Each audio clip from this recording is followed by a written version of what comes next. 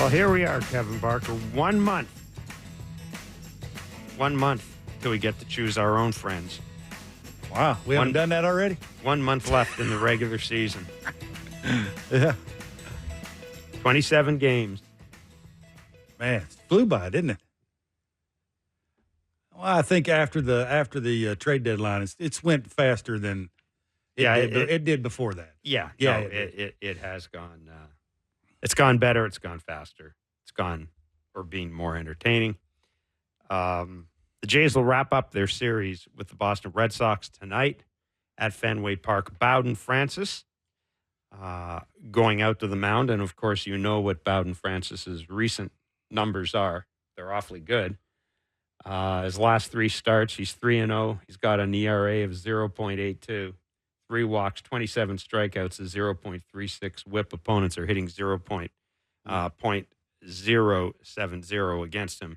Caveat, of course, those opponents are the Los Angeles Angels twice and the Chicago Cubs. Obviously, Kevin, the Red Sox a better lineup, a better team than those two teams. What does Bowden Francis have to do tonight against this lineup pitching in Fenway Park? Yeah, I think it's don't change anything. Don't do anything differently than you were doing the starts that you were having success with. It seems like he's very convicted in what he's trying to do. He's had better fastball command. He's eliminated the breaking ball. He'll flip it in there occasionally, but basically he's eliminated that because it wasn't any good. That's what you do. When a pitch is not any good, you move on to pitches that'll give you a chance to give your team an opportunity to win a baseball game. So, yeah, I hope that's what he does. I hope he doesn't sort of go in there and go, man, look how close that thing looks. I'm going to pitch differently. I'm going to not try and throw pitches that I would throw in the games before because of the short portion left. I don't think he's going to do that. I think he's going to attack with the fastball. Hopefully the split finger has split action to it. He's getting some called strikes with that. He's around the zone. Don't throw the ball down the middle. Like things that, sort of like Bayo did last night, right? Mm-hmm. The slider was on the edges. He was locating the fastball and the changeup. The fastball had a little run to it, had some velocity to it, but for the most part, he spotted those up. You spot those 2 pitches up, your secondary pitch that spins is on the edges.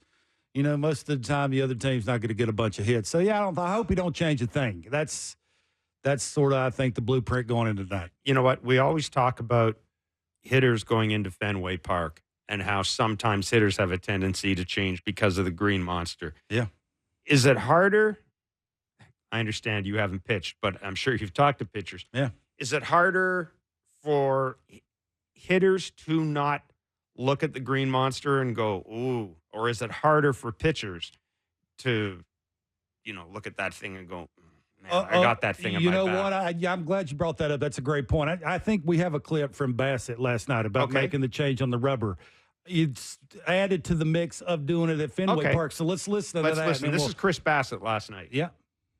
I may have missed this before, but are you closer to the third base side of the rubber? Did you move at some point? That was a big adjustment we made from last start to this start.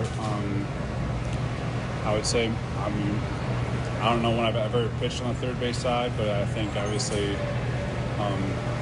something had to change. I think the league kind of, I wouldn't say figured me out, but I would say the league kind of forced my hand to do something different. And just being on the third base side allows me to finish off-speed pitches a lot more, get them off my heater a lot better. So, yeah, me and Pete talked for a couple days to make sure it was a good idea and did that. How much do you credit that to your success tonight? A lot. All right, that was Chris Bassitt talking about something we talked about last night in Blue Jays Talk. It's noticeable that he'd moved over to the third base side of the rubber, allowing him to finish his pitches off. Is this something you think he will do from now on, or do you think it was something unique to Fenway Park? I don't think so. I think he mentioned it there that the league sort of forced him into making a change just because of, I would assume, the way they were laying off secondary pitches. And, he was talking about his sweeper. I think his sweeper to righties is a big pitch, right? You want to be able to do multiple things with that, get a swing and miss if you spin it a little harder and get a called strike with it. And I just think him being on the third base side of the rubber, especially against lefties, there were 5 lefties in the lineup last night for the Red Sox. I think it just makes his target bigger. It makes it easier for him to sort of set the lane because he's not trying to be as fine and understand that he has to really get it in there. And that way he can sort of start the slider against righties where he wants to start it. He mentioned in the longer he went on there about how good his changeup was and the way he can use his breaking ball now to both sides of the plate. Now, again, I think the fastball in and the cutter will still be not the easiest thing. We even saw Kirky setting up, 7, 8 inches in off the plate, which, again, he's doing it to set up the next pitch. But it's just how will that work? It's a different, I know Caleb is even talking about that's probably why he had the bad first inning. Mm-hmm. It feels different. It looks different. You have to work your way through it. And then after the first inning, John Snyder and even Chris was saying there how good he was doing. Just you get in the flow of things. It starts working. You find the release point, and then you take off that way. So, yeah, again, I think that goes to show you, even dudes that have been around forever need to make adjustments no matter what park they're playing in, and you got to buy into it. And I think he's bought into it. Hopefully he continues to do it because it looks like it's working. Yes, and Chris Bassitt last night, again, it was 3-0 was the final score. Tyler O'Neill's 2-run home run really sticking a dagger in the Blue Jays. Chris Bassitt went toe-to-toe with Brian Bayo. A bit of a rocky first inning. Brian Bayo was awfully good. But if you are a Blue Jays fan, knowing that both Chris Bassitt and Kevin Gausman are likely going to play important roles going forward next year. I mean, unless one of them is used as trade bait, I think we can sit here and say that we anticipate them both playing important roles going forward next year. They've both made, it seems, pretty significant adjustments this year. Bassitt, in terms of that move to third base. Now let's see what happens. Let's see how that travels. Let's see what happens the next time out. Yeah. But Kevin Gausman, both mechanically and also in terms of pitch selection, and that is going to be interesting because Kevin Gausman, and I'm looking forward to talking to John Schneider tomorrow, because Kevin Gausman opens against the Minnesota Twins tomorrow night, and the Minnesota Twins own him. They just flat out own Kevin Gausman. So this will be the acid test for those adjustments. Yeah, I think so too. It is a little intriguing of why they make on the pitching side quicker adjustments than they do on the offensive side. You notice how the older veteran guys takes a little longer offensively for them to make adjustments than it does the older veteran guys on the pitching staff. That's intriguing to me. I don't know why that would be. I think maybe that's a combination of the pitchers understand what they need to do and what it takes now because of their age and the mileage on their arm. Can I also throw something out? I also think because, I'm trying to remember who we spoke to about this earlier in the year. I also think one of the reasons that may happen is I think it's easier for pitchers to see immediate results when they make an adjustment. It was John, I think. It was John. Yes, about it was Springer. About Springer. That's exactly what it was. It's easier for pitchers make adjustments because they have the ball. It's kind of easier for them to they can see it work right away or not work right away. Whereas a hitter, there's still a bunch of other factors. Yeah, maybe. Look, it is funny how George took off as soon as he just raised his barrel, right? It's a little minor change that it's gravity taking over. It's easy for me to drop the barrel than it is to get that long sweeping motion with my barrel to beat a guy to the spot. I just find that intriguing how quickly they don't let it fester and understand that, like a Gausman, the velocity's been erratic all year. Now, a lot of that has to do, I think, with the mileage on his arm and the spring training that he didn't have and all the things that sort of added up to him having 2 pitches and having to invent a couple of other pitches. It's just taking him a while to sort of get in the flow of everything coming out hot and him feeling it coming off the end of your fingers that way. So, yeah, it's pretty cool, I think, to visualize that. Just because they're older don't mean that you couldn't make a decent run with the guys that they got in the rotation. I feel okay now, right? I like what Bassitt did. Now, again, it's only one start. But, man, after the first inning, it just seems like he locked it in. And when's the last time we saw the breaking stuff look the way it looked last night? And I'm also going to I'm also going to throw this out there as well. I think, and I'm not going to, pound the Alejandro Kirk thing to death, but I also think the fact that Alejandro Kirk has assumed a major workload, and we haven't seen a deterioration in the pitching or anything like that. Far from it. The pitching seems to have righted itself. I'm just saying. I think that maybe to me that's a good sign because we had questions about it. Yeah, it's not going to hurt, but I would like in the first inning to see Kirky call tempo and run out that's not. there You instead made of this Petey. point. You made this point. That's not him. Like It's not. I think we just have to accept that. I think sometimes it's just occasionally right when a dude just can't figure it out and something's going on and there's too much traffic and whatever he's trying to do, he just needs a breather. You need to be the big boy in the room, the grown up in the room, and for whatever reason, Kirky don't want to do that, and he leaves it up to Petey, which. Sometimes I think dudes are old enough, been around long enough that they don't need coaches all the time to come out and bail them out. Are we sure, that, though? I think, is the point. Are we sure that Chris Bassitt doesn't want it that way? Maybe. Now, he's a quirky dude. Like, he's... There are, like... That's fair. We had, when Alan Ashby, famous line when he was a TV analyst here, he was talking about the first time he went out to talk to Nolan Ryan, because he thought he was going to do I'm going to be the catcher. Sure. He got to the mound. Nolan Ryan said, "Get your ass back there." Yeah. There are some. I think there. I'm just posing here, but I think maybe there's some pitchers that don't want that. Yeah. Look, I think when you throw the kitchen sink and the kitchen sink ain't working, and you need to get on the same page, and it's obvious that you just need a breather. Like even if it is the first inning and it's the first couple of pitches that you're throwing, again, I think sometimes you don't always need the coach. That's my point. I'm not saying Kirky ain't been doing a good job with the veteran guys. Now, the younger guys at the back end of the rotation, that's where the veteran, older, sort of swirly, get your head out of your ass guy, occasionally that needs to take place, and that absolutely is not Kirky. Like Yariel. It's one of my favorite words, by the way, that you use, swirly. Yeah.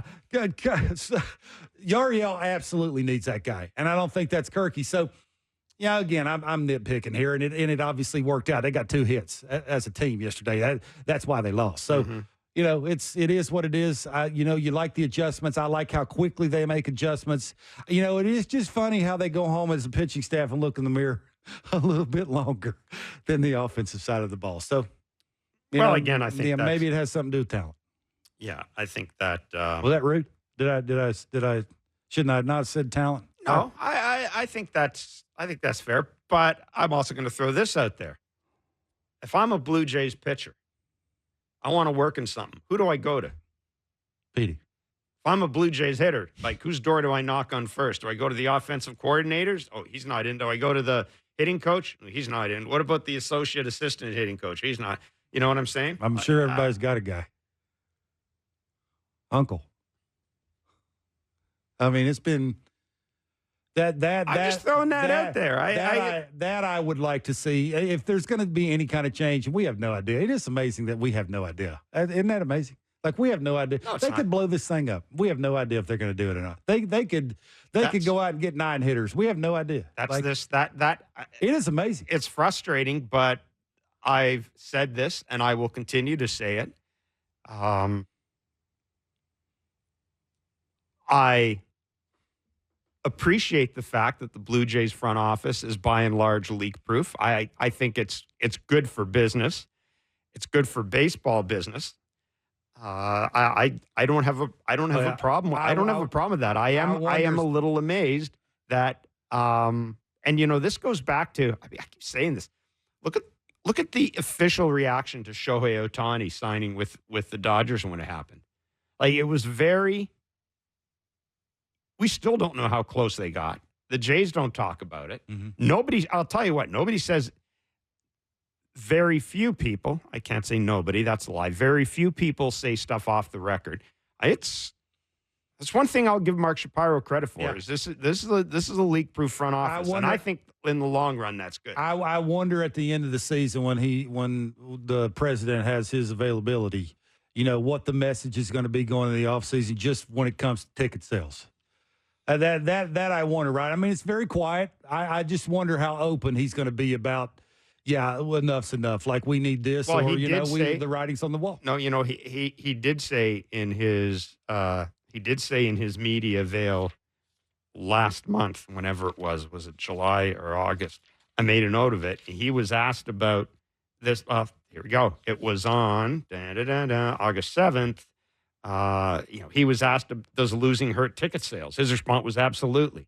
Like, I mean, it wasn't, well, there are other things we can do. It was absolutely. So, I mean, that's a pretty blanket statement, but again, how do you fix it? I mean, how much of the message will he, say we're going to do what we have to do to go out and fix this? Have you ever heard the president say that? It ain't nobody wants to hear from the GM. It's the president, right? Now all the work's done that I think he was brought here to do when it comes to the stadium and the giant facility in Florida. All that's taken care of, and it was, it's second to none. If you're asking me who could say something that would most positively affect ticket sales, it would be Mark, the president. There you go. Ross Atkins comes out and says, I'm going to sign every good player in the market. Most of us are going to go, if Mark comes out and says it. Because we had never heard him say it. No. So it'll be interesting to hear that part of it. Because they have been really good about being quiet and keeping everything a secret and sort of talking out of. No. So it's it'd be just because we have no idea. Like, I'm in the camp that I think you need to go out and get a couple of thumpers. You don't want to waste. Really? Bo and You've Vladdy. never said that before. How do you not waste them? You've tried everything but that. Why not throw it all off on the players? I brought them in here. You're either getting it done or you're not. That's all. We'll be joined by Rex Hudler, 5 o'clock, Royals TV analyst. How excited do you think Rex is? I mean, have you heard any of his commentary? I have. It's tremendous. Rex he's having a lot of fun this year. But it's not any different than he normally is, I think. That's no, the beauty of Rex. The difference is this time he's talking about guys who a team that really, really is good. Jeff, do you know who leads baseball in batting average with runners in scoring position? Individually? As a team. It's got to be Kansas City. 293. And I think they've been doing it a lot of the year, if I'm not mistaken, haven't they? Since the All-Star break? They're third in hits with runners in scoring position. Like, not only is that dude play shortstop doing his thing, but a lot of guys, they're going to have 3 dudes that have 100 RBIs. They're going to have 2 dudes with 30 homers and 100 RBIs. By the way, like, they're doing some things. Have you taken a look at Paul DeJong's numbers lately? See, Ross made that trade and it didn't pay off. Paul DeJong's like tearing it up with Kansas City. I'm just saying. Expectations are, what do you got to lose, man? Mark Feinsand joins us as well. And Ernie Clement would be a lot of fun. Awesome. Ernie Clement. Spit it out, Jeff. I'll let it beat you. Yeah, well, it's already beaten me. You know that. Ernie Clement will join us from Fenway Park ahead of tonight's game. And we'll touch base with Ernie. Do you think I'm the only person that's not written their name underneath the scoreboard? I think I'm the only person. I have. You have too. I've gone in there. See? I must have been on a, when I went. You homered there. You hit a home run there. So I'll tell you what. Do you want to trade? The homer for writing your name in Fenway Park? Maybe. What's the difference in 5 or 6? Oh, is it a big difference? Yeah. I don't know how I feel about that. I had a little bit of an in because a guy who used to cover the Boston Red Sox is a friend of mine. His summer job was working inside the scoreboard at Fenway Park. Yeah. So I got in. Just did a little signature. What do you remember? Where it's at? Like, as soon as you walked in, is it close to the door? Is it? No, it's not. Like every time they pan, because they do it a lot on our telecast because it's a cool thing, right? And the Jays have had a bunch of young guys do it this year. This would have been years. Like and you years wouldn't remember. Like if you walked in there today, you couldn't walk right to it.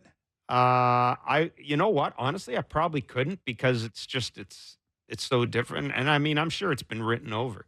Hell, it may have been scribbled over. Like I didn't do it big. I just did it small. I felt really, Wasn't Jeff? No. No, I would do it big, but I didn't do it. So, yeah, maybe I'll get another chance. Yeah, it wasn't the highlight of my life. It wasn't. It wasn't a big deal for you. No. It's just part of the park, right? It's part of the allure of going to that stadium. If you have an opportunity to write your name in there. Truthfully, I was more worried about rats. Man, you and rats. Oh yeah, I do not. That's the Brewer Stadium, too, where you saw the rat that looked like a groundhog. Eating a sausage. No, it was Houston. Was it Houston or Milwaukee? No, the Astrodome where the visiting players used to put their shoes sometimes on the top of the rats would get in it. Because the rats would get in it. That sounds like winter ball. All you do is just take your shoe and tap the end of it like that. Runs out. Put your shoe on, go out there and go 2 for 3 with a homer. It's easy. It was awful because we used to go down after the game to get to the visiting clubhouse at the Astrodome. And otherwise, I love the Astrodome because every night in the Astrodome, in the media dining room, they had a big-ass tub of fried chicken. Just big. All it was fried chicken. And it was the best fried chicken ever. And who the hell knows how long it's been there. But other than that, I didn't mind the Astrodome. It was kind of cool. But you have to go down to get to the visiting clubhouse and go through all these like, what do you call it? We used to call it like rabbit runs in school, right? You know, these old wooden sort of pathways and all this stuff. It's like a maze. And I'd go down there, and Serge Touchette, who covered the expos for the Journal, knew that I was terrified of rats. Rodents, I'm just terrified of them. So we'd be running along, and I'd be running. He'd be behind me going, you know, like that. Sorry. You know, how many rats have you ever French? seen? How are you terrified of rats? I inherited my cousin's pet rat when I was younger. He moved, and it was an African domestic rat, and I inherited it, and I kept it in a cage for a while, and then it died. Yeah. But we used to get rats because when we lived in Ottawa, we lived near the experimental farm. We had a big open field, and we used to have rats there. And then in Morden, which is, you know, rural area, you'd get rats running around all the time. Man, I grew up on a giant farm and never saw a rat. Groundhogs. Yeah, but you were probably, you know, you were in this is different. These were cities or towns, so there would be more things for the rats to eat, right? Yeah. And you so probably was there water around your place too? Maybe that's there was a big creek. There was a creek in the running through the bodies, tires, horses. I do remember we had a flood one time, and I do remember, and it was called Dead Horse Creek, is the name of the creek in Morden. And it used to flood all the time. We did have a flood one time, and there was this cow carcass came like floating down. No wonder you saw rats on steroids. Anyhow, how do we get there? Yeah, rats and mice. Mice just. It's very odd that you've seen this many rats at stadiums. Well, I've been to Oakland. You say there's Oakland? No, Oakland. Tampa Oakland was there Tampa? You talked about? Tampa. The rat heavy facilities were Fenway is rat heavy. Wrigley, you can hear them eating the peanut shells after games. I'm serious. Wrigley. What's the matter? Yankee Stadium used to have big ass rats, like big Norwegian brown suckers. Shea Stadium was the worst. Astrodome, the Astro rats were tremendous. They were tremendous. And I don't know how they live down there. It's so hot. And well, it's inside. It's indoors. That's why they're in there. And then, Milwaukee County Stadium, sitting in the stands, saw a rat. Well, they're making beer across the street. Saw a big old rat chewing on a sausage in the stands. A bunch of us had the idea in a Sunday night or a Sunday afternoon that we'd go and just sit in the stands because the weather was great. So we're sitting in the stands, and it's like, of course, it's the Milwaukee. There's nobody at the game. All we can hear is.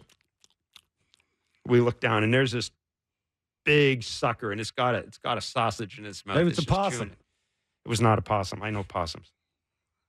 Anyhow, that's enough fun. Enough talking about rats. We will go to Fenway Park, though, soon. Yeah. And be joined by Ernie Clement, and that'll be it. We will have no more rat discussions. No more vermin discussions. They've turned it into a nice place now, just like Chicago. Like Chicago's beautiful now. You watch it on TV. I've never been to the new one. I mean, the old one that I went to stunk until you walked out on the field. It was awful. Fenway still doubling and tripling up in the clubhouse. Yeah, Fenway still has this. It's got these odd puddles of stuff in odd places. Like North America's largest open urinal. It is North America's largest open urinal. Thank you for that drop. I mean, you can walk. It will not have rained in Boston for 6 days. You can walk through the concourse, and there will be a yellowish, bluish sort of puddle in the middle there. I mean, there just will. It will be there. Anyhow, Ernie Clement will join us. Ernie Clement will. How did we get onto the rats? Well, you're very specific. It's actually like you stop and actually process. I make notes of this with stuff. giant puddles. It's like Ernie Clement. Right? Ernie Clement joins us next. Go nice puddle. It's Blair and Barker on Sportsnet 590, The Fan, and Sportsnet.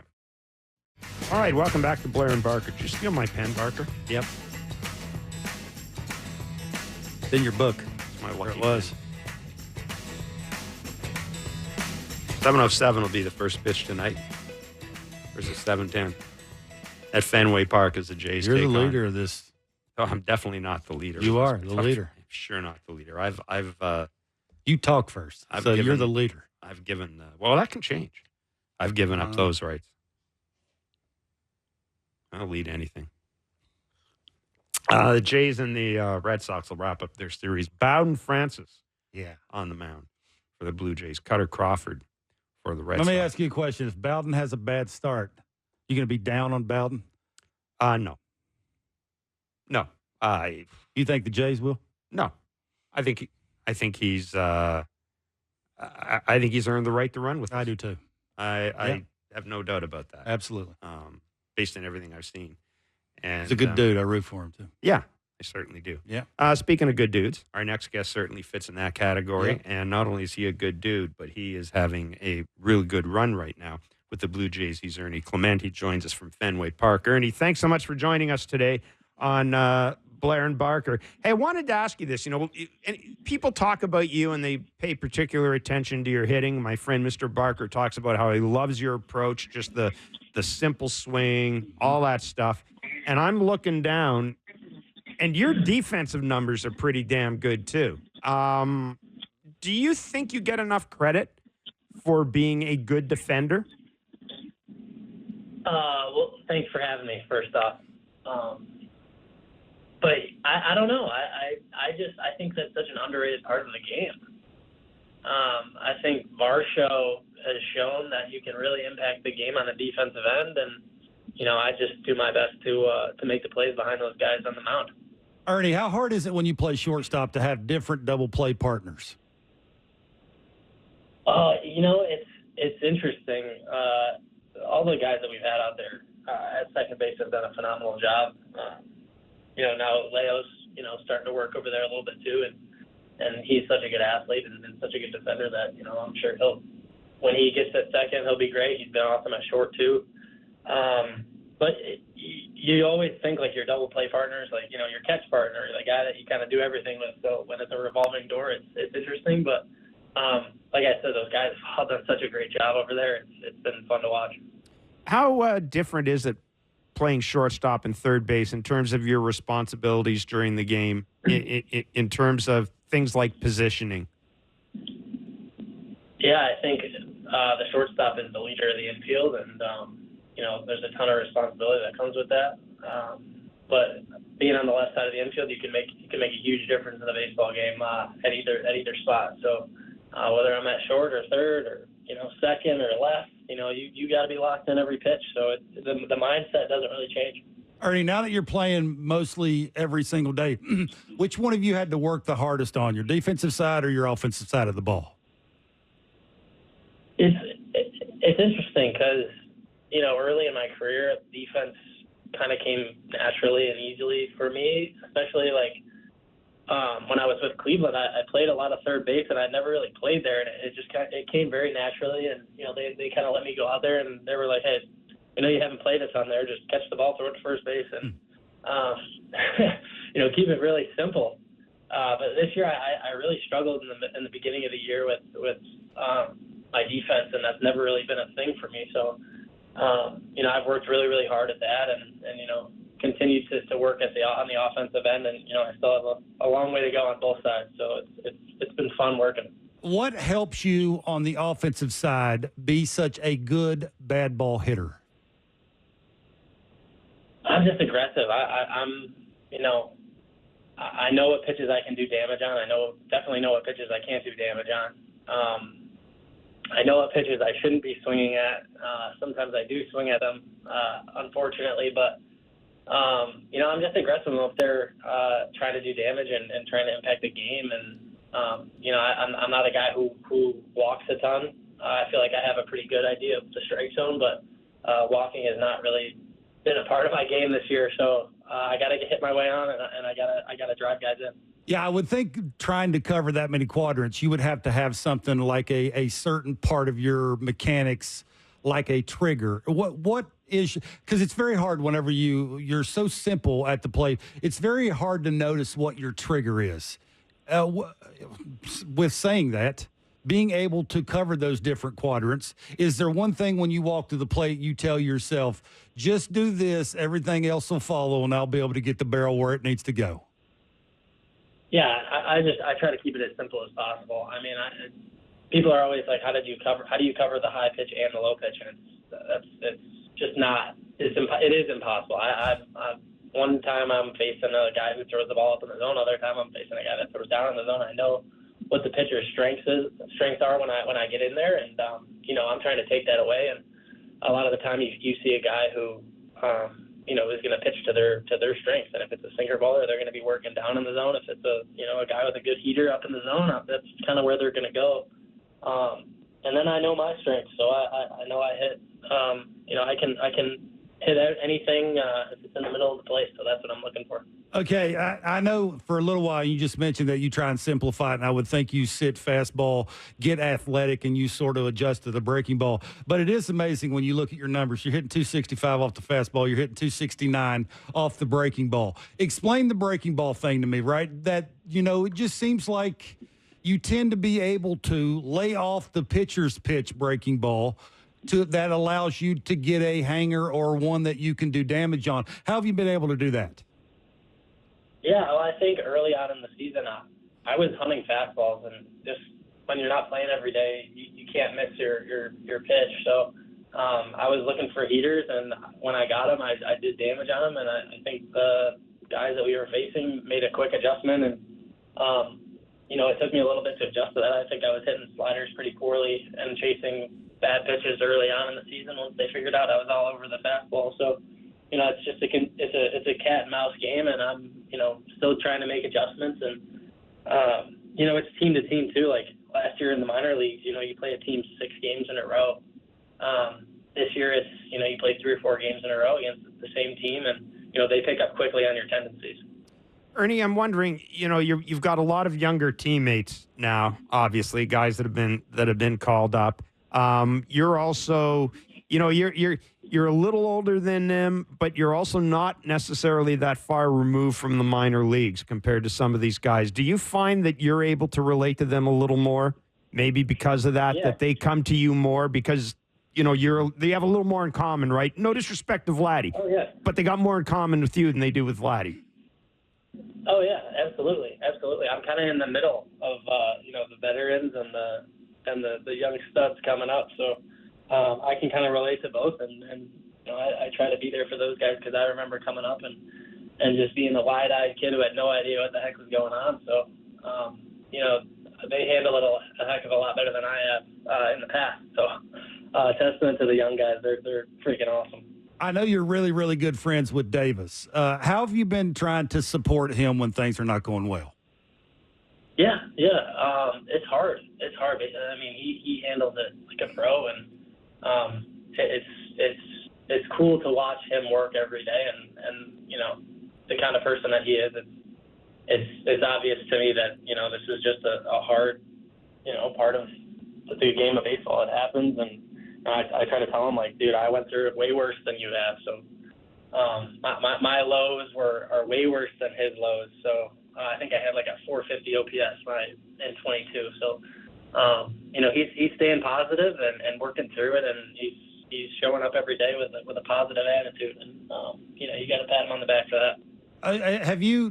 Now you've seen Vladdy up close and personal, and now you've seen him do this for about 3.5 months now. Is there any one thing that you watch on an everyday basis and your mouth's wide open, you can't believe you consistently see that the way he shows it on that everyday basis? Yeah, it's amazing. This run he's on is I've never seen anything like that. I've never been a part of anything like this. So it's special. I think it's important for all of us to take a step back and just kind of enjoy it, because it's something that is it's doesn't happen often in our game to see somebody dominate the way he has, and it's every day, so it really is special. How have you liked Fenway? Is there one thing when you went to Fenway that you've liked, that you dislike? Have you signed your name under the scoreboard? I tell Jeff all the time, I played there. I must be the only person that hasn't signed their name behind the scoreboard. Have you done that? Have you liked it? What have you taken away from playing at Fenway? Yeah, I think this is the best place to play baseball in the world. They get a great crowd every night. The fans are into it. The Sox are a good team this year, so it's good baseball being put out on the field, and I love playing here. It is so cool. I'd never gotten into a game until I think this year here at Fenway. I've been here in years past, but I never gotten into the game. So it's so cool. I'm a big history of baseball kind of guy, so it's amazing to be on this field. I do not take that for granted one bit because it is a special place. Very cool. Ernie, we're going to let you run. I know Awesome. you got a meeting today. Thanks so much for doing this, man, and keep it going. Yeah, It's good luck, Ernie. a lot of fun watching you. Stay healthy. Thanks a lot. Take care. Take care. That's Ernie Clement, the Toronto Blue Jays. He has 14 defensive runs saved this year, 6 most in the majors, 10 at third base, second most among major league third basemen. And you want to talk about his hitting, strikeouts. Now, this is some interesting company. If I had told you this was going to be the case at the start of the year, he's got 31 strikeouts and 348 plate appearances this year. That's third best in the majors. Only Luis Arias and Stephen Kwan have better. Yeah. And as we've seen, you said, I used to kind of roll my eyes. People would every now and then you hear somebody talk about a guy being a bad ball hitter, and sometimes you kind of roll your eyes a little bit. He's a bad ball hitter. I mean, he crushes bad pitches. I don't think he thinks that. I think he just thinks that's the norm. Because he's athletic and he's rarely off balance and he stays behind the baseball, and it's very simple about how A to B happens, right? It's not a ton of wasted movement that will allow him to have his eyes direct the barrel to where it needs to go, right? Everything starts, from the ground up. And when that's on time, you've noticed whenever he's going well and he's got the little pause before he makes his positive move towards a breaking ball, that will tell you that he's seeing the ball well, he's on time, he trusts his mechanics, and his bat to ball skills and his bat speed is good enough to be able to do things to breaking balls. So, I like it that he plays shortstop, and with what Bo's going through, for me, I mean, he's a given. He's a sure thing going into next year. He's on the team. And I like that he could sit over there for 3 or 4 days and come off and look like he played 3 or 4 days in a row, which is a big deal. Because hopefully, no offense to him, but hopefully he's not playing every day next year. Hopefully they got some other guys, more experienced guys that can drive in 100 runs. Not saying he's not going to be a big part of it, but every day, hopefully that's not the case. So, yeah, you just like what he does. You like the way he speaks. You can tell he's very soft in all of his movements, the way he thinks, the way he attacks an everyday process of trying to be a big leaguer. It's a grind, and when khakis start trying to figure out ways to get you out, it's not the easiest thing to go through. Just seems like he's figured out what his routine is and figured out how I don't have to think about my mechanics. It's so simple. If I just get a decent pitch to hit, I'll be okay.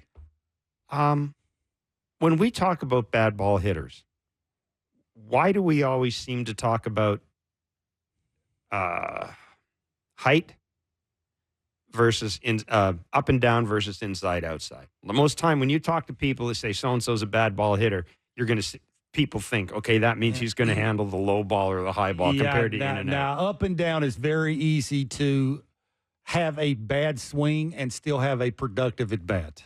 How so? The ball in, the ball away. Mechanically, everybody thinks you let that thing travel. You hit that ball in the middle of your body. It's not true. You still have to hit that ball out front.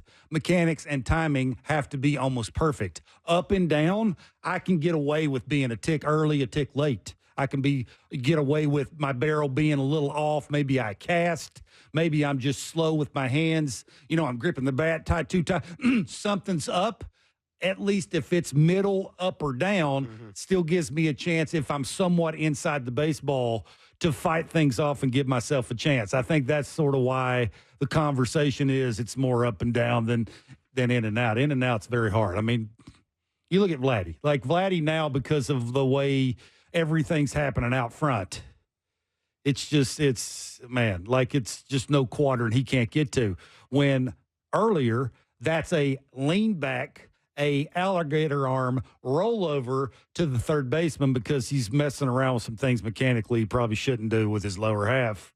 because he was trying to get the ball in the air. Everybody was pointing the finger at why you're not doing it. He goes and tries to fix it. Didn't work. He struggled for a little while, and now he's back to doing this. So, yeah, it's just about being on time. It's about getting athletic as soon as you can. And it's not the easiest thing to do. Like, a lot of people can't do that. That's why they don't even try. That's what I said. I just think he's so simple. His mechanics are so repeatable that it's, if I get athletic, my foot's down, I'll be balanced. I'll be up and down. I won't have a bent upper half. I'm not a launch angle guy. I don't try to hit home runs. I want big part of the field. I want to backspin balls. I want my swing to be level. If I can do that, gives me an opportunity to cover a lot of quadrants up and down and give you a chance to stay on a baseball team, which is the ultimate goal there, right? Yeah. No, he has been. I will admit. I mean, I loved him as we've talked about this. I loved him as a bench player. I said coming out of spring training, he's definitely got a spot in my team. No ifs, ands, or buts. Yeah. I didn't. I mean, what is he now? He's 1 for 11 a little bit, small sample size, but 2 games. Yeah, I am surprised at how good he has been in the field, more than the hitting, because but I'm surprised at how good he's been in the field. And even he talked about it. You remember there were a couple of games he had at third base where he boxed a couple of really makeable plays. Yeah, I think he was trying to. I'd had a couple conversations with him at the field when I went to the field a couple of times. Yeah, he's trying to get hits. You started thinking more about getting hits. Yeah, everybody's a hitter first. Anybody that tells you otherwise, they're lying to you, right to your face. You're a hitter first. The only way you're going to stay in the big leagues is if you hit. And he was trying to get hits and establish himself as an offensive player. Sometimes when you're trying to do that, you forget that you got to catch the ball, throw the ball, right? And he went through a little bit of that, and then he just got back to once you start hitting and, you're not so much worried about your mechanics and trying to stay on a baseball field and get everyday playing time, then talent takes over and you start being the player that you want to be. And I think he's put himself in the conversation that if they trade Bo, would you be okay with him playing short a lot? I think maybe you might be. That's the interesting, the thing that comes out of this for me, and that's why I talked about the defense is if you need to make a deal and that deal makes your lineup better, like let's say we talked about the importance of finding the next window and all that. I don't mind having Ernie in one of those two spots. Shortstop probably a little more than third base. I don't mind having him in those spots if it means I can get better elsewhere. I'm comfortable with that. I'm confident with it. And Ernie, you made the point. Ernie is the type of guy that he's the type of guy. Even if he's not an everyday player next year, he may make an appearance in just about every game because he's the type of guy that we've already said he knows how to pinch hit. Yeah, his average against lefties is about the same as it is against righties. And you mentioned the breaking ball and the fastball. Right. He has a little trouble with off-speed pitches, but who doesn't? That's nobody's perfect. It's and you know what? You can do that as a manager. You can use that on a matchup basis if you've got a guy who's sort of similar lefties and righties, sort of similar fastball and off-speed. You can do that. Say if you had to double switch late in the game. For whatever reason, him facing a guy that throws hard back into a bullpen, you'd be okay with that. He's also a good base runner. He is. He's a very fast guy. He could steal your base. Like he's an asset. And I think that's, again, it don't take a rocket science or a khaki to walk up to you and go, hey, Ernie Clement has talent. He can help your team next year. I can see that with my own two eyes. Like that's where I think they're at as an organization, right? Is sometimes you just got to see it play out and let him prove to you that he can handle different kind of things that are thrown at him. And I think that's sort of the plus is he plays shortstop. There's so many unknowns with Bo. I don't have any idea, and neither do you. And I'm not real sure they do either. And I've always said this. I've got to have my bench guys have either got to be left-hand hitting or they got to be able to cover me as shortstop. Maybe not play every day as shortstop, but they've got to be able to cover me as shortstop. Like the low Perfito thing. You can play center, right? Yeah. You can cover you at center. Yeah, there you go. Like, absolutely. You got athletes on the field, which I can't teach you to do that. As someone who played the game, played in the majors, played in the minors, What is the lesson other players could take away from Ernie Clement, the Will Wagners, the Loper Fitos, the Jimenezes? What lessons can they take away from Ernie Clement? Yeah, I think all the dudes you just mentioned are very different. Like one's lefty, one's right. Like I'm like he's been given lots of opportunities, right? Once guys got traded, Yep. You sort of saw the writing on the wall that Ernie was going to get a bunch of play here. Like they were going to find out if Ernie could do this, like carry the load a little bit. What is he going to do against good pitching? Can he hit velocity? Can he make adjustments against the breaking ball? Can he play shortstop 4 or 5 days in a row? How's his fast twitch muscles at third? Does he have a strong enough arm to flat foot a throw to first in the air and shortstop? Like, I just don't. I know when I was young, it didn't work that way. Mm-hmm. I know they like to say that. The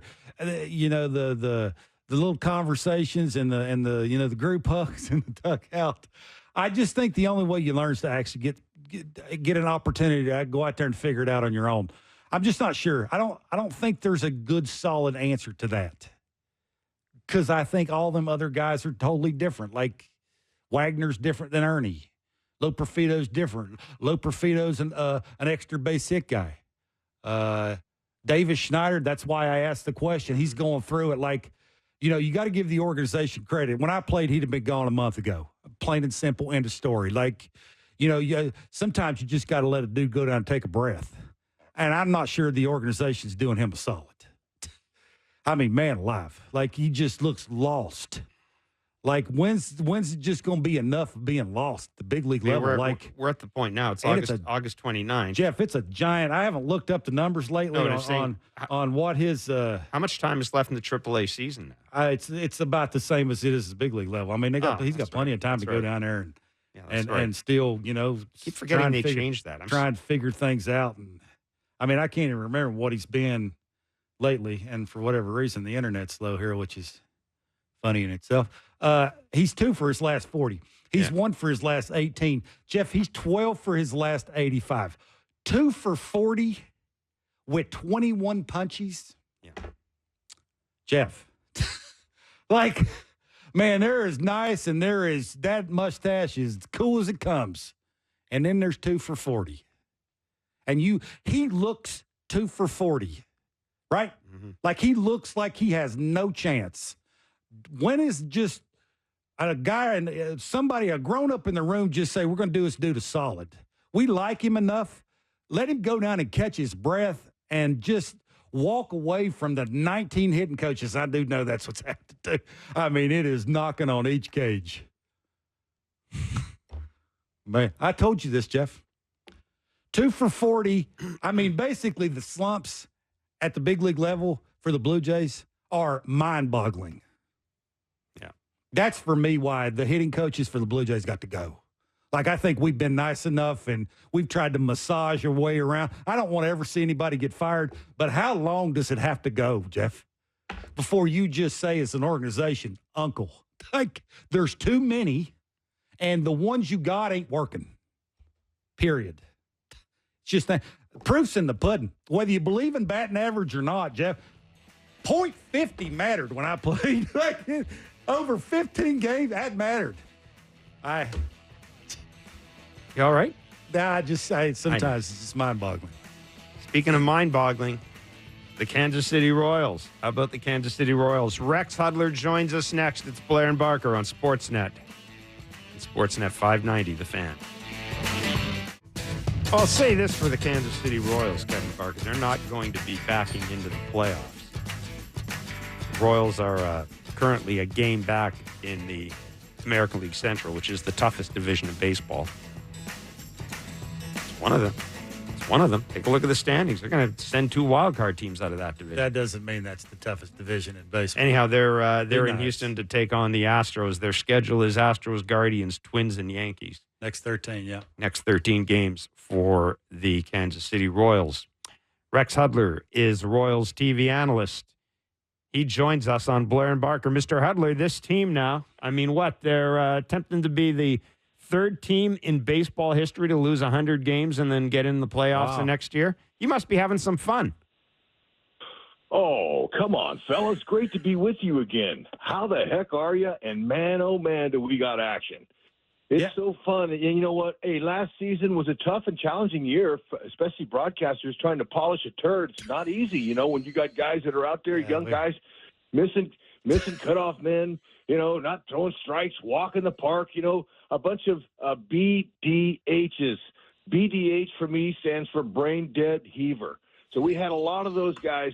So what happens is we got a fantastic young general manager who has the blueprint handed down from the great Dayton Moore.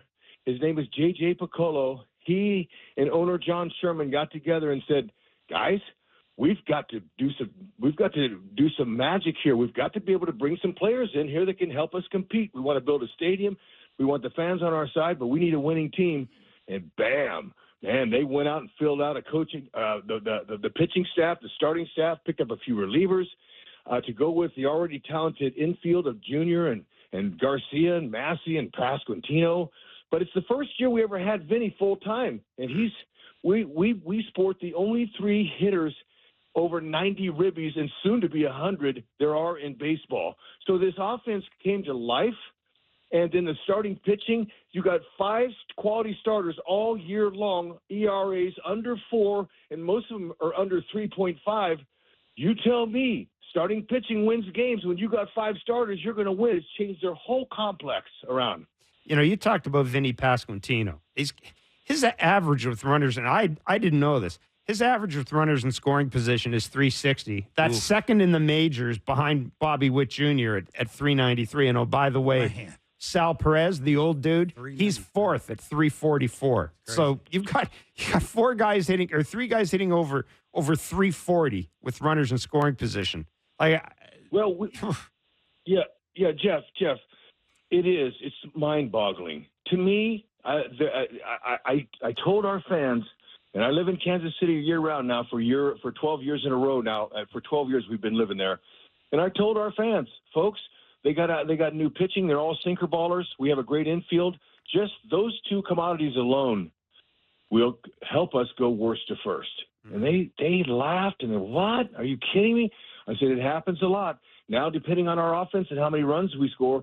So the offense to me was a shock. I had no idea with the addition of Vinny and his great left-handed bat. And then Salvi, the captain, who's resurged and having one of his best seasons ever in his 13th season. And then you got Junior driving the bus hitting 350. Man, oh, man, is it an exciting offense. They move runners. They steal bases. They hit long balls. This is a team that's going to be dangerous, fellas, for any team once they get to the postseason. And I'm sure the way they're going now, barring any major injuries, that they probably are trending that way. Yep. Okay, Rex, the next 13 games, I think Jeff just mentioned the Astros, Guardians, Twins, Yankees. What's the key? And what is the biggest worry for a Royals fan when they face like the good teams in a row like they're about to the next 13 games? Well, if you look at the numbers, they've dominated the teams they're supposed to, the teams under 500. Mm-hmm. The ones over 500, not so much, and that's because of the stellar pitching that some of these top-tier teams have. Now, I don't believe that there's really one area that we're concerned with because J.J. Piccolo goes out at the trading deadline. We didn't have a closer. Our bullpen might have been the most suspect thing we have. So they picked up a guy named Lucas Erceg, who throws 98 to 100, 92-mile-an-hour changeup, and a nasty slider, 3 great pitches. Now he's our back-end guy. We answered the question of, on every championship bench, fellas, and the teams that I've been involved with that have gone to the World Series all have a power bat off the bench. Who did they get? A guy with 22 home runs, 23 now, and that is Young, Paul DeYoung from the White Sox. We got him on our bench now. He's playing a lot at third base, former regular shortstop, but you can't move Junior. He's the best player in baseball. So you got that going for you. And then they have a guy named Tyrone Blanco, who can come off the bench and steal bases for you when you're down a run or you're tied in the 8th or 9th inning. That's a weapon. So look, they've answered everything they needed during the trade deadline. Now it's just, hey, look, if every day this team comes and that when a team of the position player comes to the ballpark, he's already thinking about winning because he knows they got a starter that they can win with. So when you have 5 guys that are all good starters, man, you're coming to the ballpark every day believing you can win. It started in spring training. They had 6 or 7 new players, most of them all veterans, and they said, fellas, we're going to win a championship. Salvador Perez improved his defensive catching skills because he knew that starting rotation was counting on him. So what did he do? He went to the coaches, Matt Quatrero, who's a brilliant manager this year, obviously, making all the right moves, Brian Sweeney, the pitching coach, and he said, what can I do to get better? And this is a 5-time Gold Glover, World Series MVP, World Series champion, asking to get better. He says, I'm going to move up on the dish so he has a little bit more room there. It gives the umpire a better look. He's improved his pitch framing, his catching. Salvador Perez is getting better in his 13th season. Wow. So he's their captain. He's the captain. He runs out baseballs. There's a ball. There's a strikeout. Ball goes to the back of the screen. It's a live ball. Salvador Perez doesn't just trot down the line. He busts it down the line. A 270, 60-pound catcher busts it down the line to try to make it to the base. Who else on that team is not going to hustle now? Yeah, and so you've got leadership. You have karma. You have chemistry. These guys are all pulling on the same end of the rope. Selfless players. Bullpen. They don't care. We just want to win. Everybody's pulling on it to win. And this makes the team dangerous. Not to mention they're right at the top of the world in come from behind wins. Mm-hmm. Another characteristic of a championship team. Never out of any game. Always believing they can get back in it. So the numbers are scary. They're starting to stack up. But here we are, September, and they're finally getting the love that they deserve. Okay, you've sold me. I'm all in now on the Royals. When the playoff series starts, name the first 3 guys in the rotation that you won't take in the bump, that you have enough confidence in. Game 1, Game 2, Game 3, who's getting the ball? Reagan's the left-hander who's up there in all top 5 leaders in strikeouts. The left-hander throws 98 with a filthy change. He's my Game 1. Ooh. Seth Lugo, who's dominated the league most of the year, would be number 2. Michael Walker, how you can't, I don't know. And a Brady Singer there is number 4. That's just so going east and west with nasty sinking light. So look, we've got weapons. They don't have to go out and look for any of that stuff. If they could just stay healthy, it's going to be an exciting finish. And especially for the Royals fans, for the last 10 years, we've kind of struggled a little bit to try to find out who's going to be their next team. But ownership helped by going out and investing in these pitchers. And that's the currency of Major League Baseball. When you have 5 starters and you have a good defense, pitching, defense, timely hits, bam. Over the last 100 years, folks, that's exactly what is the combo to win championship games. Is you got to have those 3, and the Royals got them. What is the most surprising aspect of Bobby Witt's success? Is there anything? I'm looking at it. Look, let's face it. If it wasn't for Aaron Judge, to me, Bobby Witt would be, he'd be running away with the MVP award if it wasn't for Aaron Judge. But what is the most surprising part of his success to you as someone who's seen him from jump? That's right. 3 years now.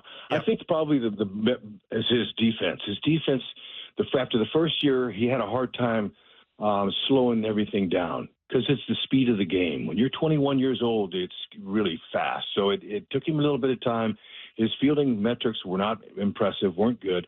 Still adequate enough, though. They were thinking about possibly making him a center fielder because, he would be great out there, too. But they stuck with him. And the next year, they put him out there. He made some improvements. This year, gosh, I think he's in line for a Gold Glove. He's just so smart. He's got great feet. His arm, he throws 90 across the diamond. He has this great range.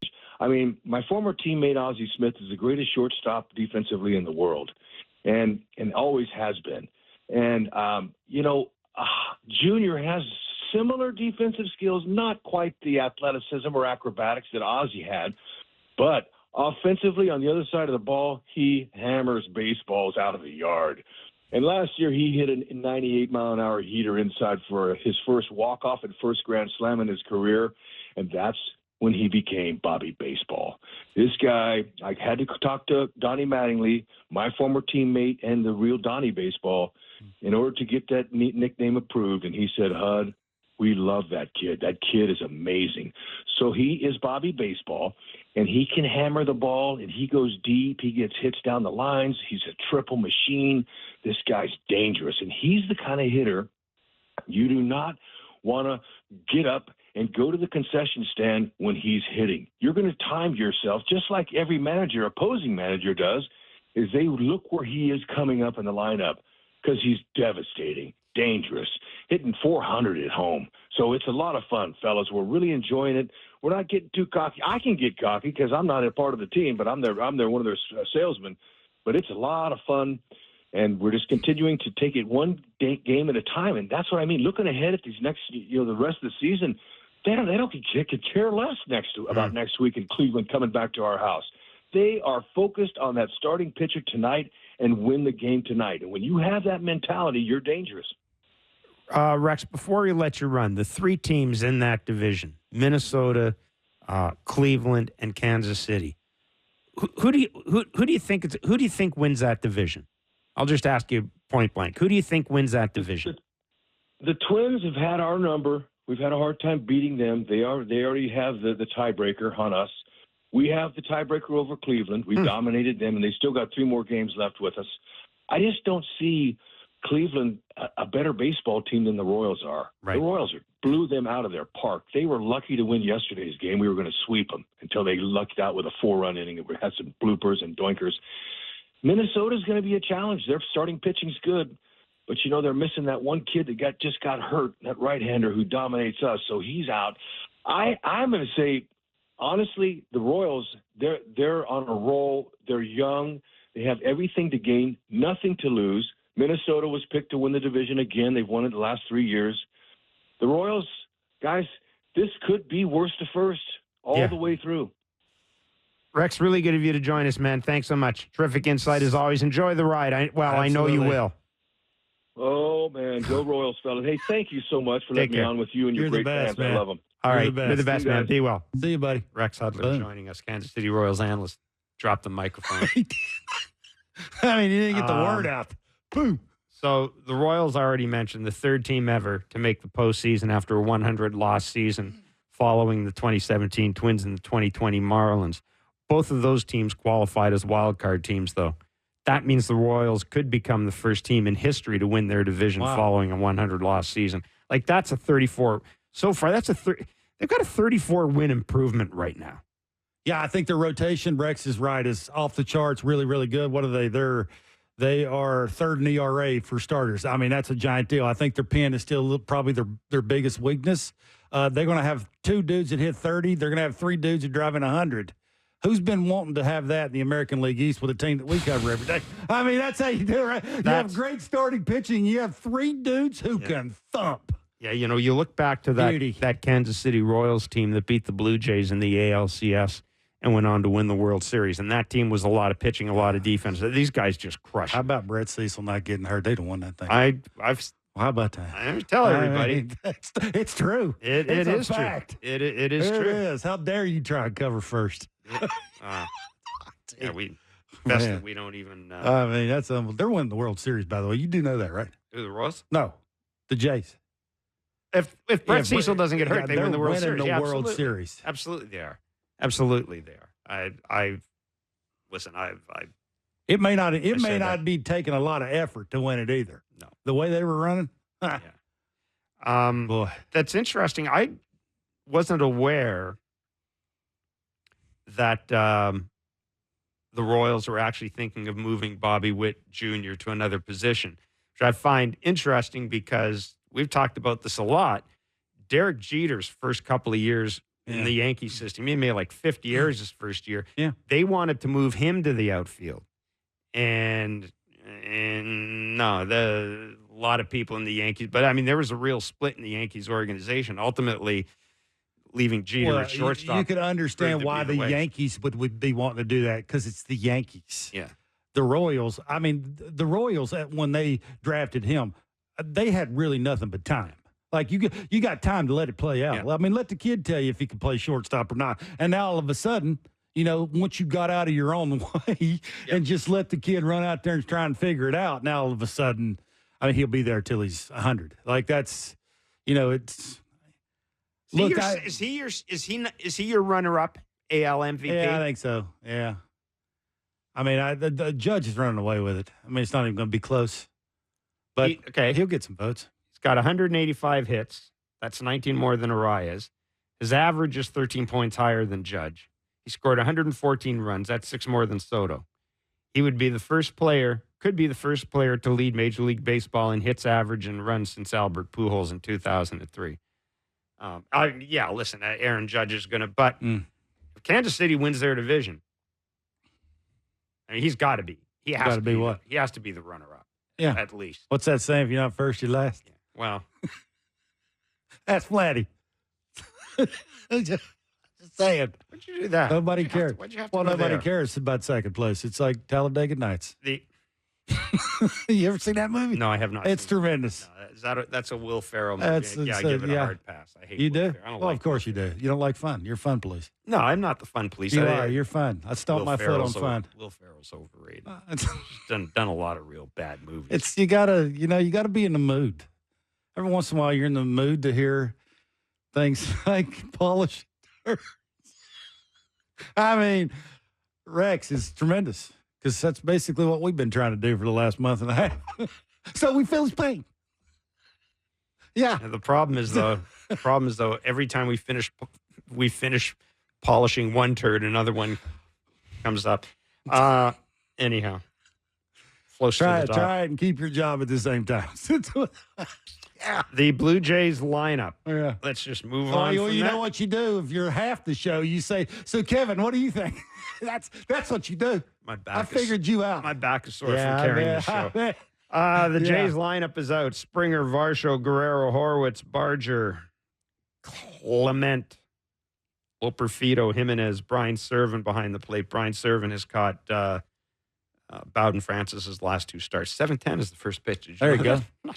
I've known that for 3 days now. I don't know why I've got this mental block with 7-10 and 7:07. Well, you've had a couple of days in a row where you were chapped.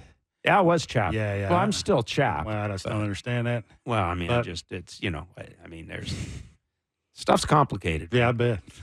Stuff's complicated. Especially in your world. Oh, it is. It's tremendous. No, it's complicated. Yeah. Where's Vladdy playing? Huh? Third or first? DH. Huh. Well, there you go.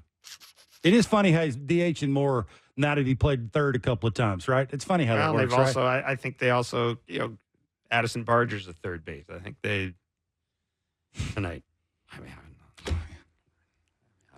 know. You should close your eyes and see. What? Opening day next year. Vladdy, you know what? Loperfido and left, Barger at third. You know what'll Ernie happen after the trade is at short. Vladdy will be DHing on opening day. I still think he's going to be at third base. I'm in the camp. I'm in the camp. I don't care anymore. If he's okay with it, I don't care. Oh no, I don't run. I know for a fact the rotation don't care anymore about run prevention. I know for a fact they've had run prevention coming out of their yin-yang. They want runs. Yeah. I don't mind if Vladdy's at third if Pete Alonso's at first. That's fine.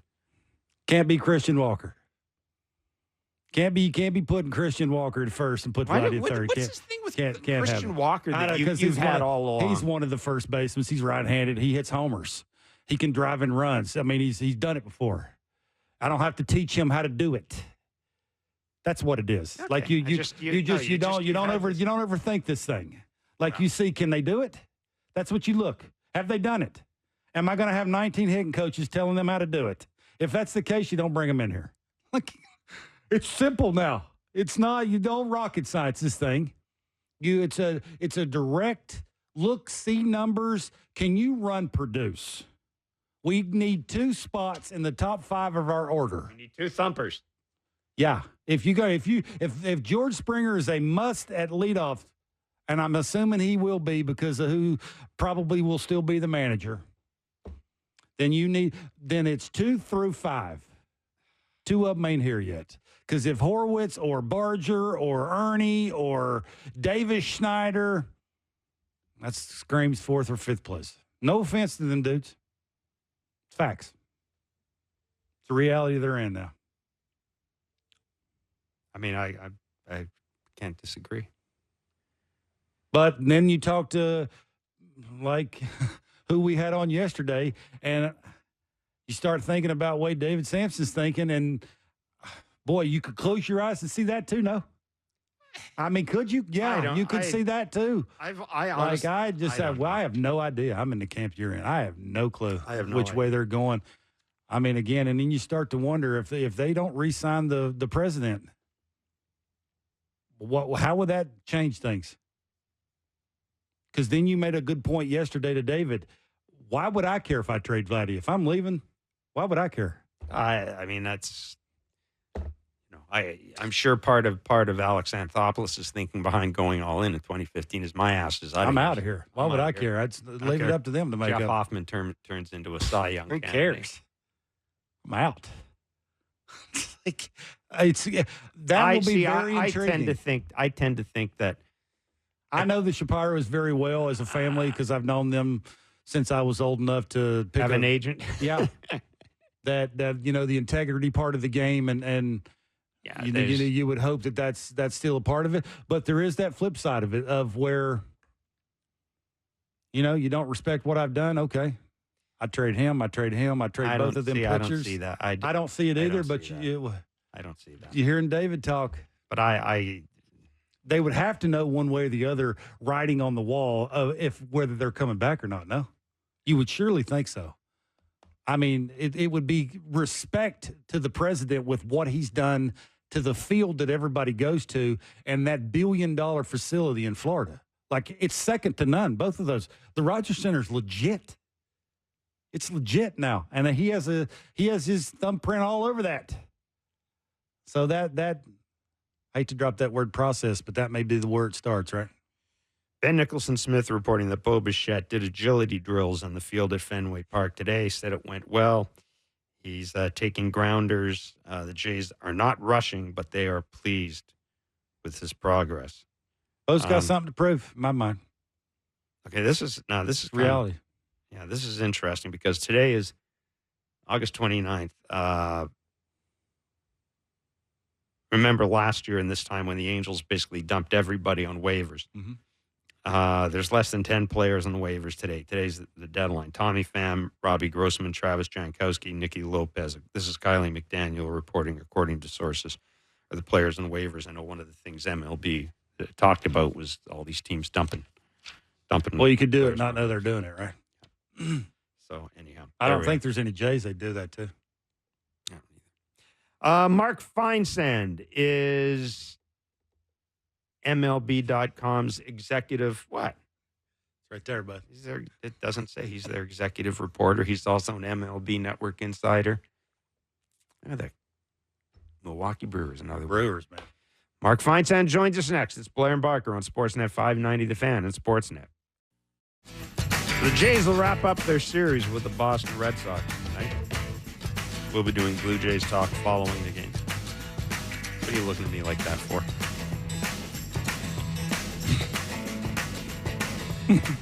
Well, you did. You gave me that look. Well, I've carried that show the last two nights. I need you to do better tonight. No, yeah, man, tonight, I need you to bring a little bit more. Heavy. No.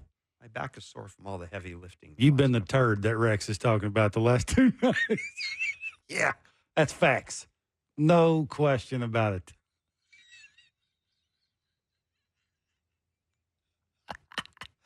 I mean, I don't even know what to say. That's true. Truth hurts. Sometimes you don't have anything to say when somebody's speaking the truth. I mean, this is, not the year we expected. Really? If I'd have told you this is the way it was going to go in spring training, you wouldn't have said, "Nah, I could see that." I would. Really? No, offensively, they've been they've been messing around with this offense for quite some time. They were an injury away from one of the two core guys. Yeah, that's true. To look like they look now. That's true. This is predictable. But the only people that didn't realize that. The only thing I feel bad about is I should have been a little more aware of the whole bullpen thing. If I should have. I mean, it was just going to end at some point. All the pixie dust was going to wear off, and Trevor Richards was going to be Trevor Richards. And, I mean, no disrespect to those guys, but at some point it was all going to Well, it's fine for it to happen, but when it happened, they just absolutely punted on it, which is just that part of it's very confusing. Yeah. Anyhow. Mark Feinsand is MLB.com's executive reporter, MLB Network insider. He joins us on Blair and Barker. Hello, Mr. Feinsand. Hello, Mr. Blair. How are you guys? Oh, we're doing well. We're just commiserating about. Well, we just had Rex Hudler on our show talking about how happy he was because he was tired of, quote, polishing a turd for 3 years. So we've kind of we've kind of been mulling that around a little bit. Hey, if only Rex was more colorful. You know, he's so bland and boring to talk to. Yeah, he's so laid back. I mean, it's. Hey, are we going to have this now? It's August 29th. I'm not entirely familiar with the rules, but are we going to have this sort of waiver Armageddon that we had last year? I mean, there's certainly a possibility. We're hearing about more guys who are, being put out there, and these teams have a chance to save a little bit of money. And guy they know they're not in their plans for 2025. Then I think you could certainly have something like that. Obviously, players have to be on a roster by September 1st to be eligible for the playoffs. So I could see a little bit of that. It sort of replaced the old, waiver trade deadline that we used to have. Now it's just straight waivers.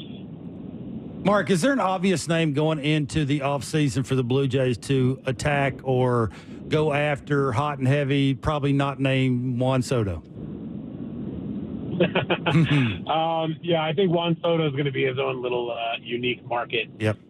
With not a whole lot of teams, but a whole lot of interest from the teams that are in on him. Mm-hmm. I don't know if there's an obvious name. I mean, I think the Blue Jays, and I'm actually writing about this next week, the Blue Jays are going to have to figure out sort of who are they and what are they hoping to do in 25? Is it, try to retool and reload with, the last year of Laddie and Bo and, Bassitt, Gosman's got a couple years left and, really try to make a run in 25? Or do you take a step back and try to figure out, is there a market to trade Vladdy or Bo and set yourself up for more than 25, bring in some guys that have some more years of control. I don't know if they know that for sure. I mean, obviously you would think that the plan is to go for it in 25 because otherwise they would have traded those guys in July. Of course, Bassitt was a little harder to trade. He was hurt and not playing great. And, plus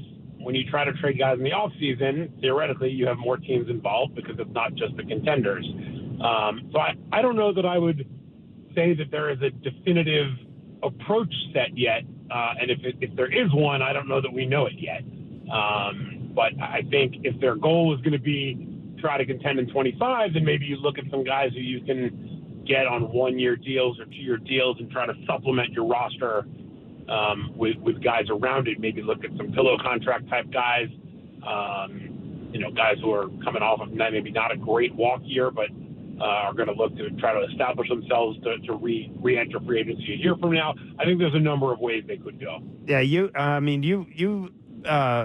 put forth an intriguing possibility a week ago in your top 10 free agent list. A guy that I'd kind of thought of, but I think kind of fits into what you were saying. First, you got to figure out what you're doing with Bo, but Willie Adames is a guy that his ability to improve year over year offensively is the thing that I think really surprised a lot of people. I think he's become a better offensive player maybe than people thought he was going to be. Yeah, I think you're right. And going into this year, we've gotten a little spoiled with the free agent market the last 2 years with the number of shortstops who have been out there when you think about that huge free agent class a couple of years ago. And, we've had some pretty big shortstops. This year, Adames is far and away the number one shortstop on the market. And number two probably isn't that close. You're probably looking at Ha-Seong Kim, who's a good player, but I think, league-wide, Adames would be considered a superior player. And so he's going to do quite well for himself. And like I said, if the Blue Jays look at it and say, all right, we're going to trade the final year of Bassitt. We know we're not going to extend him beyond this year. Try to supplement, the roster with whatever we can get for him, and then go sign Adames to be the shortstop for the next 4 or 5 years. Maybe that's a better way to go, where you're not taking anything away from next year. You're adding some young players in return for Bassitt, and still, certainly strengthening your shortstop for the long term by making such a deal. I think Adames is going to have a number of teams after him. He is, for shortstop needy teams, he's the guy coming into this offseason. Mark, what do you think the organization does with the front office? I would think with the heavy lifting. That sounds like another or the same front office, right? I mean, Mark's in his last year of his deal. Ross has 2 more years. Like, that just seems like if you're trading Bo, if you're bringing in a couple of free agents that have like years tied to their name, that's either you re-sign the front office starting with Mark, or you let the front office go, and this is the next front office's job. How do you think that's all going to play out?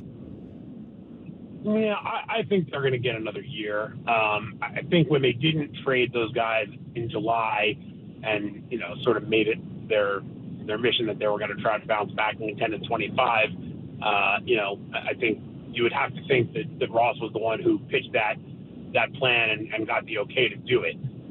So I think he's got, 1 more year. If you were looking at a total tear down and rebuild, then I think you look to bring somebody else in and say, okay, go start a 5-year plan now. But if there's any hope or thought of contending in 25, I'd have to think that Ross would still be the guy to do that. Mark, I think all our listeners and our viewers know you spend a lot of time around the New York baseball scene.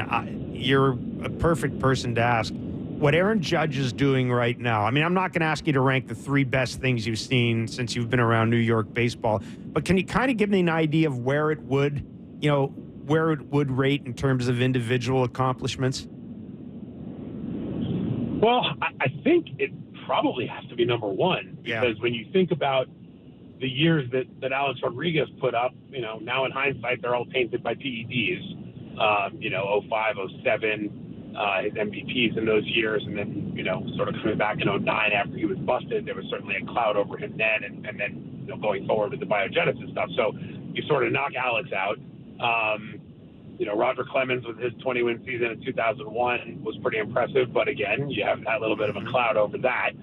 Jeter, you don't look at necessarily an individual season. You look at the whole of the career and the chase for 3,000 and all of that. That's certainly up there.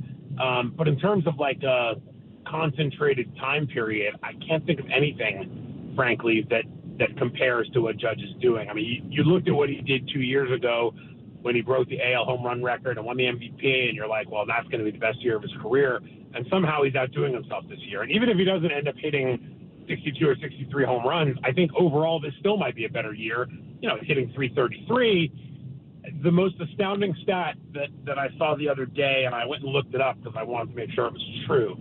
The league average in the majors for OPS is like 712 or 715. Judge's slugging percentage is higher than the league average in OPS. Wow. And that doesn't take into account his like 465 on base percentage. Wow. So it's really astounding how good he's been and what he's been able to do in a lineup that, frankly, hasn't been that good aside from him. Right. I mean, Soto's been fantastic. Josh Chisholm's been very good since he came over to the Yankees. Volpe started out hot and just cooled off. Austin Wells is having a perfectly fine rookie season. Stanton's been hurt for half the year. Rizzo's been hurt more than half the year. LeMahieu is, the ghost of DJ LeMahieu. Mm-hmm. It's been Judge and Soto and just try to get the lineup back around to those 2 guys. And what they've been able to do, both of them. Soto would be an MVP candidate in almost any other year. Yep. If Judge didn't exist this year, we'd be talking about this incredible MVP race between Soto and Bobby Witt Jr. And now we're talking about this incredible battle for second place in the MVP between Soto and Bobby Witt Jr. because Judge is so far ahead of them. And Bobby Witt Jr. has been great, and the Royals have been an amazing story. And in any other year, you'd be talking about him winning an MVP. But Judge is just so far and beyond what everybody else is doing that this reminds me of that year Josh Hamilton had where he didn't play in September and still won the MVP. Right. Someone asked me the other day, if Judge got hurt today and didn't play again this year, would he still win the MVP? And I really think he would.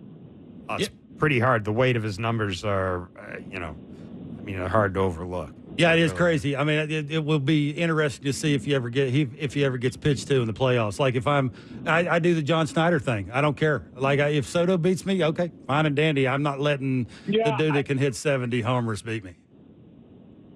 I agree, and I think I think it's a little bush league to do that in the regular season, especially if you're a team that maybe isn't playing for anything. Yeah. Pitch to the guy and get him out. And if you can't get him out, then hit for cap. But in the playoffs, I wouldn't give that guy a pitch to hit ever. I mean, you have to go in to face the Yankees and say, I'm making Jazz Chisholm and Giancarlo Stanton and Alex Verdugo and Austin Wells and Anthony Volpe. I'm making those guys beat me. Juan Soto and Aaron Judge aren't seeing a pitch to hit in the entire series. Mark, do you think the Yankees are all in on Soto? Like if, I don't know, like say the Mets offer a number starts with a 6. You think they would match that and go above that? A number that starts with a 6? I don't think so. No. I mean, I think they're all in to the point of like, they're not going to lowball them. They're not going to try to, play the whole hometown discount and say, oh, you really like it here and you really like playing with Aaron Judge. So here's 10 years and $450. I think the floor is going to be 10 years and $500. I think the Yankees will be in that ballpark. It wouldn't surprise me if they're willing to go to, 10 and $550, something like that. But if Steve Cohen wants Soto and says, here's 10 for 6, here's 10 for 620, Hal Steinbrenner, that's not his. It's funny to say it's not his DNA because it actually is in his DNA, based on who his father was. But it's just not his way of business to go and overpay just like that. And, Al used to say you don't need a $200 million payroll to win a World Series. Well, he's had $250 million payroll and hasn't won the World Series, but I don't see him going to $300 million. And if you pay Soto $60 million a year, then you're paying Soto, Judge, and Cole $130 million. Just for the three of them, and that's a lot of money. Not that 120 million for those guys wouldn't be a lot of money, also. Right. But I don't see him getting into a bidding war with Steve Cohen because, frankly, that's a bidding war you can't win. Yeah, I know it's all about money, and I know who his agent is, but I would think if Juan could close his eyes and go, man, my legacy standing beside the big donkey and just the things we could accomplish the next 7 or 8 years, you think he'd take less money to stay in with the Yankees? I hate to even – that may even be a dumb thing coming out of my mouth. But if you close your eyes and think legacy, maybe. It's hard for me to believe he's going to take less money just because of, sort of his history and Boris's history. Here's the other thing. And I don't know Juan Soto well enough personally to be able to answer this question, but is there a part of him, sort of the alpha male, big star guy who says, I want to be the number one attraction on my team. I want this to be my team. And as long as I'm with the New York Yankees and Aaron Judge, I'm playing for number 2. Mm-hmm. With the Mets, even with Lindor there, he could be if he got that huge contract and went to the Mets, he'd be the number 1 guy. I don't think you can sleep on the Nationals either. I think there's they've got a lot of money coming off the books this winter. He was just there this week with the Yankees, and it was a big love fest. The fans still love him. He was hugging it out with everybody who works there. There's no hard feelings there about them having traded him. And they've got a lot of money coming off the books. They've got a good young core. You think about going to a lineup where James Wood and Dylan Cruz and C.J. Abrams are hitting around you, and if they're willing to pay him, the equivalent, it wouldn't shock me if Washington somehow finds itself in the mix for Soto. So he's going to have some intriguing options. I certainly think the Yankees have to be considered the number 1 because of the success he's had there. But at the end of the day, I think whoever writes the biggest check probably gets them. Yep. Mark, really good of you to join us, man. Terrific insight as always. Great stuff. Thanks Thank for this. you. Always a pleasure, fellas. Take it easy. Take care. Mark Feinsand is executive reporter with MLB.com and MLB Network Insider. Yeah, I got it halfway out, and then I thought it was stupid when I was hearing myself saying it. But can you imagine now? And because I'm not sure I'd take less money either. It's funny when the Nationals originally made that deal with San Diego, Mike Rizzo. And I'm paraphrasing here, but it was one of the columns that in the Washington Post just came out and said, well, when and if he's a free agent, there's no reason we wouldn't circle around to get him again. Now, things have changed a little bit. The way the whole Steven Strasburg thing kind of unwound. I don't know if that left a bad taste in the mouth of Scott Boras. I can't think it will. I mean, Scott Boras is going to want the biggest contract again. But can you imagine if Juan Soto goes back to the Nationals? The Nationals basically pillaged San Diego's farm system and built another team around that, and now they're adding Juan Soto. Yeah, I'm sure there'll be somebody that wants to give him $60 million a year. I just don't know if you can. You would. I mean, he won't be the best defender. He won't be the best base runner. He'll be the best hitter. That's enough. He's so young. That's enough. He's so young too. Like I'm looking at, man, that's a lot of money, dude. He's gonna be if you give him what? If you give 40, him 100 guy. I mean, will he hit 40 and 100 every year of that thing? I don't know, man. Give him 10 years. He's still going to be like 34, 35 when he's. It's the 60 thing. It's the 60 thing that's you got to, man alive. But you ask yourself, and ask you, who's going to come along that's going to make more money? Bobby Witt Jr. signed up. Aaron Judge signed up. I think you got to ask yourself, will you have to give him 60 a year to get him? I mean, I think if you're a certain team would. I think if you're the Mets, yeah. I mean, listen. Man, that's a lot. I know that he's not Ohtani, but I really think that sometimes we underestimate the importance of age. Guys don't come along with that track record at that age. You know, you're not signing 29-year-old George, however old George Springer was for 6 or 7 years. You're signing a guy. How old is he going to be at free agency? Is he going to be 25? Juan Soto? He is 25 now. Okay, so he's going to be free agent. He's still going to be 25 technically. He's going to play it. I mean, that's insane. And you look at what he's already done at that age. I get your point. You know, he's not going to give you 60 home runs and I mean, he's hit 300 twice. I mean, he's hit 30 homers 3 times. It'd be Mark Boff, our producer thing. He's had 100 RBIs twice. So still 26. Like he's had 100 RBIs twice. He's hit 30 homers 3 times. Man, he's never hit 40 homers. You're going to give him 60 a year? I get it. And there's going to be somebody, I'm sure. Would you? Man alive. Yeah. That's a lot. And again, he won't be your best defender. He won't be your best base runner. Fine. He ain't going to hit 40 probably.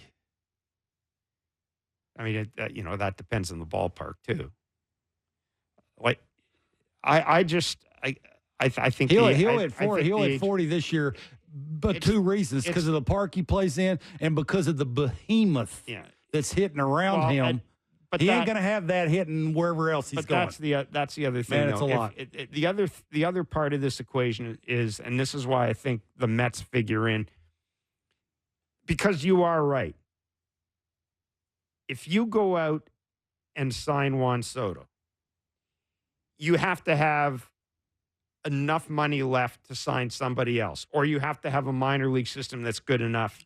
Established core already. Yeah, exactly. The Nationals, Mark's right. The Nationals already got that. The Nationals have those young kids. I keep throwing Houston out there. Houston's going to have some money. That park would play. And again, I don't know. Texas has got no income tax, which I would think once you get to making $60 million a year. See, I tend to think when you're up there, that's when you start thinking about things like income tax. I know people say, "Oh, come on, you're going to be making all that money. The income tax is money." No, once you get to that point, you're starting to think about you want to keep as much of your $60 million as you can. I would easily give him. Oof. I would easily give him 60, especially, you know what is funny? A lot of that, too, is if you're another team and you see the best right-handed hitter and arguably the best left-handed hitter, I mean, you could throw Ohtani in there, and they don't win the World Series. But teams don't think that way. They should. Ohtani. That's a giant number, man. Yeah, but Kevin, They should. They didn't think that way with Ohtani. Ohtani's done nothing. Ohtani's different. No, but you know as well. They're selling him off the field. Ohtani's done nothing in the postseason. That's totally Yeah, different. but look at other guys. Totally Aaron different. Judge gets a big contract. Yeah, it's He not hasn't 600. had. It's not 600. Aaron Wasn't Judge 400. hasn't had a great offseason. Wasn't 400. Or Aaron Judge hasn't had a great postseason. Wasn't 400. That's the difference. Juan Soto's won a World Series. He's almost doubling what Did he win Judge a World makes. Series with him? Who? Soto, was he on that team that won the World Series? Yeah, it's a man. Like, it's going to be intriguing. I mean, there's only Could a always go to handful. the You could probably Phillies. count them on one hand. The Phillies don't need him. The kid could count him on one hand. Like, it's just that's the part you can't give. I would think you give a dude $60 million, he's got to be the best you got everywhere. Base runner, defender, offensive player. He ain't going to be. He ain't going to be. Don't think it works that way. Well, it should work that way. No, it's all about what His age and what have you done for me? Like, I get that, and who his agent is. I get it. It is, and it's all about the market. It's all it takes is a team that suddenly has a lot of money that wants to. We'll see what the Giants do too if they run the value up too. Well, that's the other point. I mean, every year, like, you got to think at some point. It's the park they play in. Well, it's the park. It's the park. And the it ain't cities that anymore. You're making $60 a year. You could buy your own city.